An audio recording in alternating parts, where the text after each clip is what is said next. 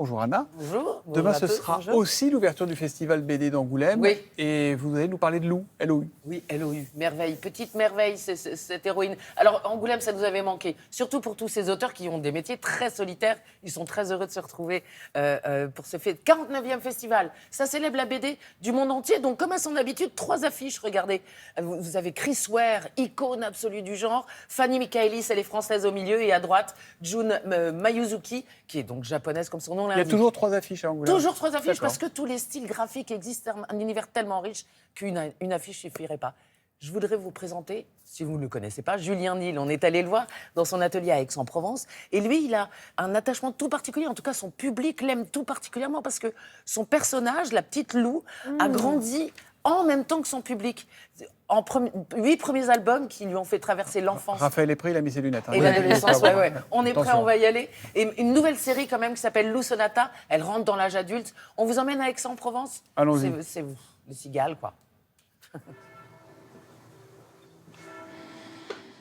Pendant très longtemps, je me suis dit, Lou, ça sera une chronique de l'adolescence et j'arrêterai qu'elle aura à peu près 18 ans. Et en fait, d'un coup, je me suis rendu compte que j'avais, à cette génération, enfin, qui avait grandi avec Lou, toujours des choses à raconter. D'où la décision de me lancer là, dans une deuxième saison qui s'appelle Lou Sonata, dont le premier album est sorti l'année dernière. Et là, je suis en train de travailler techniquement sur le deuxième. La musique est une partie prenante de ces aventures. Oui, de ce nouveau mouvement. Déjà, moi, je sais qu'en tant que musicien amateur et amateur de musique, le fait de travailler dans un art qui est par définition muet, ça a toujours été un petit peu une souffrance pour moi. Et donc, on a décidé d'accompagner chacun des albums de Lou Sonata d'une bande-son.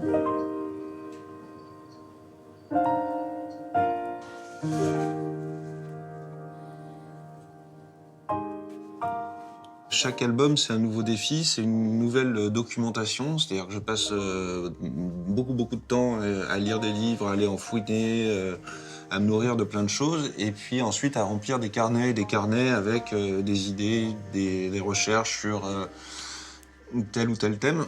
Dans le prochain album, il va y avoir pas mal de grenouilles. Et en fait, je ne savais pas dessiner les grenouilles jusqu'à cet été. Et donc j'ai fait des sessions où j'ai travaillé ma grenouille. Ce travail qui est toujours important quand on fait de la bande dessinée, de réapprendre des choses. Le fait d'avoir ce truc sécurisant, un peu intime et tout ça, je sais que ces albums, ça a été pour beaucoup de lecteurs une sorte de doudou et c'est comme ça que je le concevais, donc c'est super agréable. Simplement, moi, le nombre de lecteurs qui sont venus me voir en me montrant des journaux intimes, comme ce que je fais dans les pages de garde de la première saison, et qui m'ont dit c'est grâce à Lou que j'ai commencé à faire ces journaux, à noter, à dessiner et tout ça. Mais ça, il suffit qu'un enfant vienne te dire ça pour que tu te dises c'est bien, je continue, ça fait plaisir.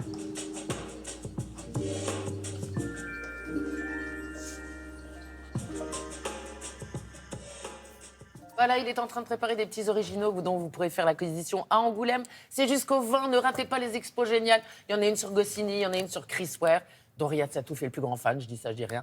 Enfin voilà, foncez à Demain, on Angoulême. peut pas. On Que peut pas des demain.